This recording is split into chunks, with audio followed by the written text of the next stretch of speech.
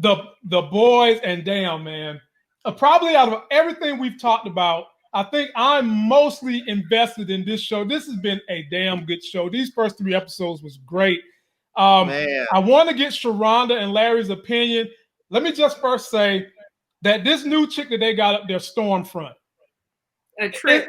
It's like they took the powers of Thor, gave them to her minus the damn hammer, and she is all girl power. She is really kicking Homelander's ass in essence, because y'all know he wants to be the front man, the hype man, and legitimately, oh yeah, she's kicking Homelander. Man, she is a nasty white supremacist. I mean, her character is based off of it was a guy in the comics. Right. The whole Sharonda, just break down the whole first 3 episodes, how you feel about it. Dive on into it. Look at this guy. What happened in the 3rd episode? You didn't see the 3rd episode? I've seen the whole season, so that's why you gotta tell me what happened. Okay. See, she get all the exclusive access. Oh Lord! And then she try to do it on the low though. I don't want to spoil nothing. That's why I was like, man. Third episode is when Stormfront killed the Asian girl's brother, and they ran through the Deep's well, buddy. And she made Homelander look like he had egg on his face because she got in front of the microphone, took his shine, and that's how it ended episode 3. Okay, yeah. All right. So the first 3 episodes, I think they did a great job. I mean, it's good because you never thought that you would hate someone more than you hate Homelander. And then Stormfront is like, hey, hold my beer because I got this. Like, and the way that because at first you think she's just like, oh, she's just going against the grain. Like, she just corporate lingo. She gonna do her own thing. So I thought she would bring some positive change. Yes. And then she started killing all the people in the like lower income housing complex. I was like, ma'am, like they wasn't even fighting you. What are we doing? And when we get to her brother, I was just like, wow. So you like a racist Karen? You like Karen? I was she snapped that. She killed him and then called him a yellow bastard. Yes. Snapped his wrist off. But what got me was, why the hell did she have to throw the black people through the building? So that's what I'm saying. Like, that's what was sending me, because I was just like, girl, like they went nowhere near, like you didn't have to touch them. So I was just really confused the whole time. Why are we killing all these black people right now? But when we got to that part, I was just like, well, I mean, she ain't no different than the police. I mean, if we're gonna be honest about it. And I think that's what makes The Boys so good, is because this, you can totally look at this as a metaphor. Like, these people are supposed to serve and protect the world from these threats, these super terrorists, from the bad guys, and they're out here doing some shady stuff, and the government is just cleaning it up. Yeah. Larry, it's on you. I mean, as soon as I saw her name, Stormfront, I was like, yeah, she's a racist. I was like, because Stormfront is the name of that neo-Nazi website. And then she's up there just killing the black people for no reason. And then she kills dude and calls him a yellow bastard. I was like, yeah, she's a racist. You know, I'm still trying to figure out what they've been feeding Starlight, because I just don't remember her having all that bumper in the back last season. And I know they talked about it, because I know Stormfront mentioned something about her and her uniform being all extra this year. But I just don't remember I just don't remember all that. And so, but they've really just, I mean, I know you've seen the whole season, but what's her name that's like sort of the spinoff of Wonder Woman? They haven't like given her any real time in like the first 3 episodes. So I don't know what they have planned for her. Yeah. What's her name again? Queen what? I think it's Maven. Maven, right. Some child. It's someone else. It's something with an M. And she's the one that's got the powers like Wonder Woman, quote unquote. Mm-hmm. So I'm wondering if they're gonna make us have to feel some sort of way about Homelander, because they're gonna, if you end up where you have this fight between a fascist white supremacist and then Homelander, who is just a dick, you know. You know who Homelander reminds me of, Larry? If you take Donald Trump and mesh him with Mike Pence and make him a superhero, the first 3 episodes, that's who I thought of when I thought of Homelander. I was like, I hate him. I hated him. And I was actually rooting for Stormfront up until the very last. Well, me and you've only seen the first 3. So I was rooting for her until she went in there and killed the black people. She went in there and killed the Oriental guy. And then she started implementing her dominance. Because I really want someone to whip Homelander's ass. But that went out the window at the end of episode 3.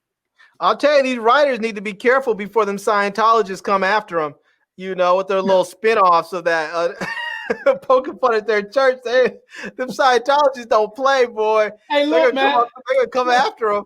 They had to do something with the deep, poor fella. He looks at his body with shame. And did y'all notice how Homelander kept poking fun of his gills? He didn't even poke fun of him. He said, your uniform's ripped. He said, cover that up. I can see your gills. That's gross.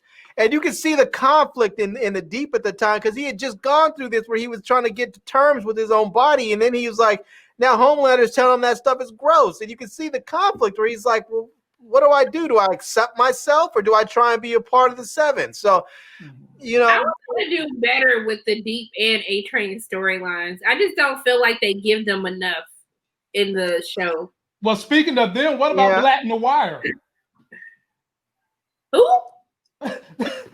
The guy that wear all black. He looked like Snake Eyes from G.I. Joe. Oh, okay. He's a black dude underneath the Black Noir. Yeah. They don't give him any screen time. I thought you said Black McGuire. I said Black McGuire. Now, here's one thing. If you guys haven't noticed, is that Mother's Milk T-shirt game is on point. Yeah, dude's shirts are on fire every episode. Yeah. Wait, who? Mother's Milk. The black dude that's with Butcher and the crew. Yeah. Liza. Okay. Yeah. Him. But they really but he had that retro BDP shirt on, his Black Panther food program. He be fresh. Yeah, man. I just want them to do better by those characters because I just don't feel like it's one of those things when you have a show that has way too many people on it because you have all the suits like a part of the 7, and then you have everyone that's a part of the boys. It's just hard to really delve into like these different characters. So that's like my one critique of season 2. I wish they would have done that because it's hard, especially when you're introducing new characters on top of that. It's just a little hard to balance the screen time.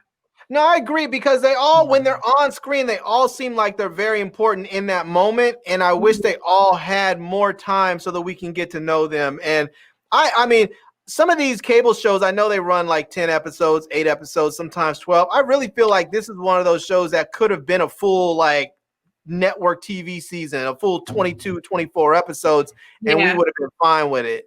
Mm-hmm. Yeah, because you would have had the opportunity to flesh out more of the stories, get even a little deeper into each character. But in episode 3, now Sharonda, I'm trying to take her back to understand the moment we're in. Since she has seen the whole season already. Yeah. Now, she knows what I'm about to say. One of those special Negroes. Yeah, man. And Larry, get this. She ain't even light-skinned, Larry. She getting special privileges. I know. You know what I'm saying? Put us dark-skinned brothers on. You know what I'm saying? I'm saying, who'd you give a massage? Harvey Weinstein? I hope not.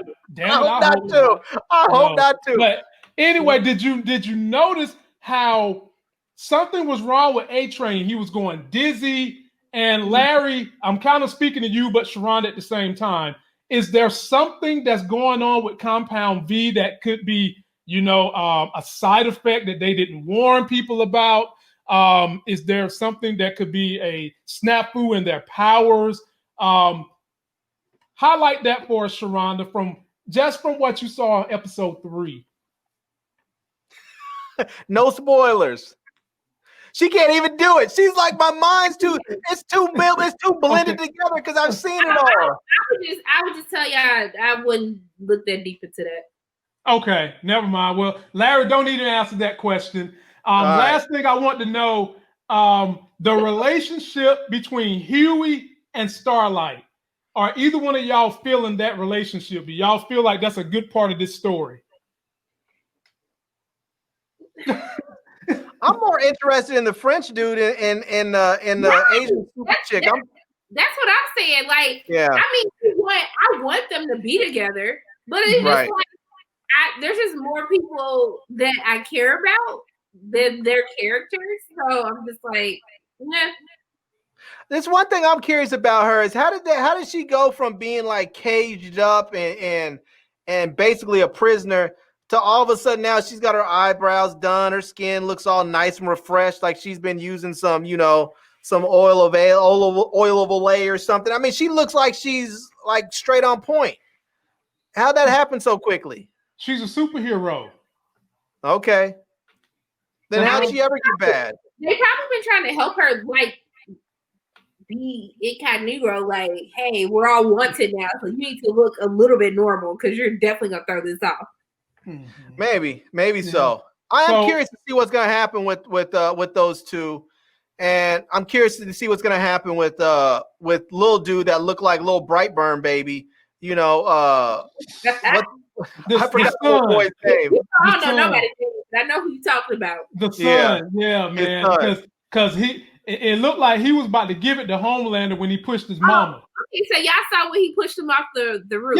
Yeah. Okay. We saw that. We saw that, and we saw Homelander get into it with his mother, and Homeboy pushed Homelander to the ground, and his eyes turned red on her. I was about to say, he was like, square up right now. Yeah, he did. I'm sick of you. Square up, because then nobody invite you. We didn't tell you to come here. We were minding our own business. What are you doing? He was like, first he was like, I don't want to be this, I don't do, but man, when he touched his mom, he was about that business. He was about to give it to him. So yeah, that's good. That might be a fun story to see. I don't know what Sharon has already seen it, so but whatever. I think they might save a large part of that kid's story for season 3. I think they may play it, but I think we might see a lot of him in season 3. Well, they're also introducing a new character. They're introducing the Captain America character in season 3. Oh, are they really? Okay. Yeah. The first suit from Compound V. Mm-hmm. Okay. Because you knew sooner or later that Compound V thing was going to start making the rounds, putting more superheroes out there on the streets, Larry. You knew it was going to happen. It was just a matter of how are they going to let that story play out. And so I'll finish this. I'll table this discussion with this. Sharonda, you've seen the whole thing. So on a scale of 1 to 10, 10 being the best, how satisfied were you with this whole season? I would give the season an 8. Okay. I think that they do a really great job with Stormfront and taking, because you hate Homelander so much, you just don't think that there's anyone worse than her. And I really like what they do with her storyline. Just my main issue with the boys is always we don't focus on the diverse characters that much. A lot of the supporting characters, they're kind of just brushed into the wayside.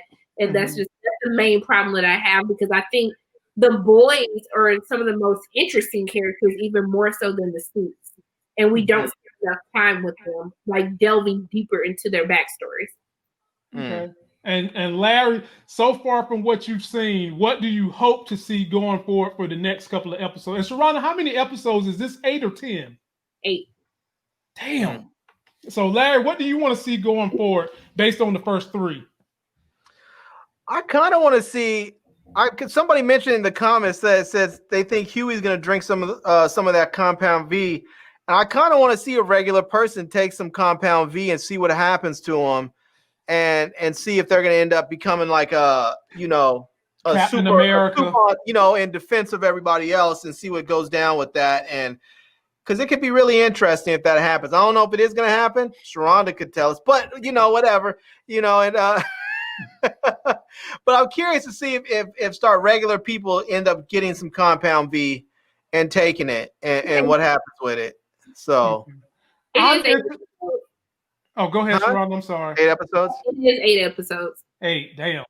I would like to see the boys and regular people figure out a way to hurt the Supes. I want there to be some kind of a weapon, some kind of a kryptonite. I want them to be a way that they can punish the Supes when they need to without having to become superheroes themselves. And I want them to continue to delve into some other people's storylines besides just the superheroes. I want them to delve a little bit more into some of the boys' backgrounds, but I also want to see somebody come up with something that can just hurt the superheroes going forward. Maybe I have to wait the next season for that. Go ahead. I think there has to already be something because what's his name? Giancarlo Esposito, his character, is so calm when Homelander came up through there. Dude was just so calm. Right. Like it was almost like he was just saying, you little boy, if you don't step up out of here, I'm gonna have somebody give you the antidote and turn you regular. Now, Larry, it was almost like he had that vibe on him. I had that vibe from him too, as if he's a superhero or the godfather of all superheroes somehow, some way. And because, you know, anybody who has Superman's powers, you ain't just going to say what you want to say the way he said it. So I'm thinking to myself, maybe he's got either some power or he's got a button and there's a chip in Homelander's head that he can press and blow him up or something. Yeah, it's going to be interesting to see how that plays out. We'll see how it goes.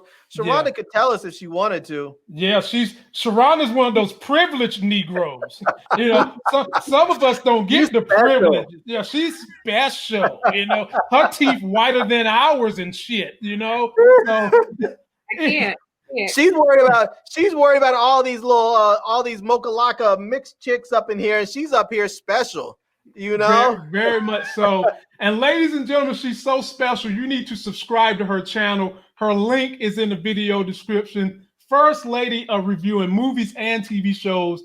Really hard job. Subscribe to OG Larry's channel. His link in the description. Of course, subscribe to mine. That's going to do it for this show, ladies and gentlemen.